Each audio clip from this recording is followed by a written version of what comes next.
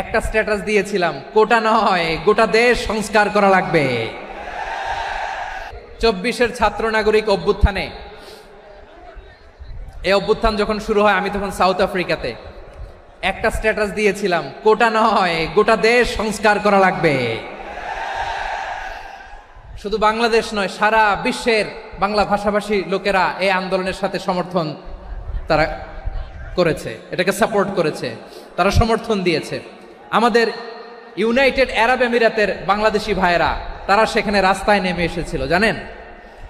ওইখানে ডেমনস্ট্রেশন করা যায় না, সেখানকার সরকার তাদেরকে যাবজ্জীবন দিয়েছিল। তখন আমাদের এই যে প্রধান উপদেষ্টা ডক্টর মোহাম্মদ ইউনূস সরাসরি G2G বলে, এটারে G2G, government to government, G2G, উনি চিঠি লিখলেন যে তাদেরকে, ইউর হাইনেস, হে সম্মানিত আমির, আপনি আমার এই চিঠির কারণে আমার সম্মানে এই 53 জন বাংলাদেশিকে মাফ করে দেন। এই চিঠির বদৌলতে বেকসুর খালাস পেয়ে গিয়েছিল আমাদের ভাইরা, জানেন না এই ঘটনা আপনারা? তাহলে গভর্নমেন্ট টু গভর্নমেন্ট চিঠি দেওয়া হয়।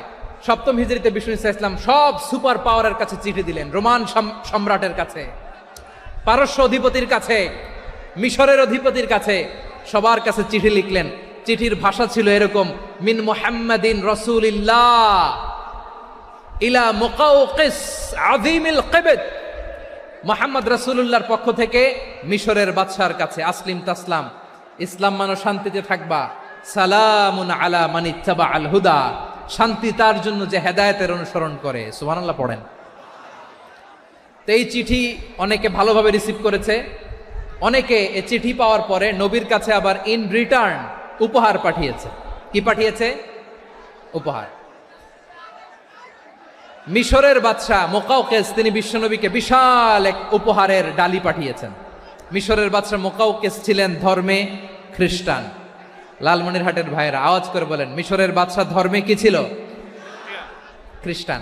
কি উপহার দিয়েছিল আমার নবীকে? শুনতে মনে চায়? আওয়াজ নাই লালমনিরহাটের গলায়, শুনতে মনে চায়?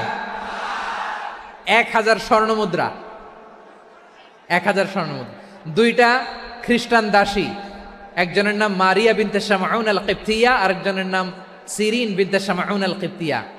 একজন খ্রিস্টান দাস 20 থান কাপড় জামা বানানোর জন্য, আমরা নবী যেন সেলাই করে জামা বানাতে পারে এজন্য 20 থান কাপড়, 20 থান ফাইন গার্মেন্ট। সুবহানাল্লাহ পড়বেন না? এরপরে একটা গাধা যেটার নাম ছিল উফাইর, আর একটা খচ্চর, এটার নাম ছিল দুলদুল। খচ্চর চিনেন? গাধা আর ঘোড়ার ক্রসিং এ যে প্রাণীটা দুনিয়াতে আসে ওটার খচ্চর বলে। তো এই যে সুপার পাওয়ার খ্রিস্টান বাদশার কাছে নবী চিঠি লিখলেন, ওই খ্রিস্টান বাদশাহ আমার নবীকে উপহার দিল। বিশ্বনবী এই উপহারগুলো সানন্দে গ্রহণ করেছে। সুবহানাল্লাহ পড়বেন না?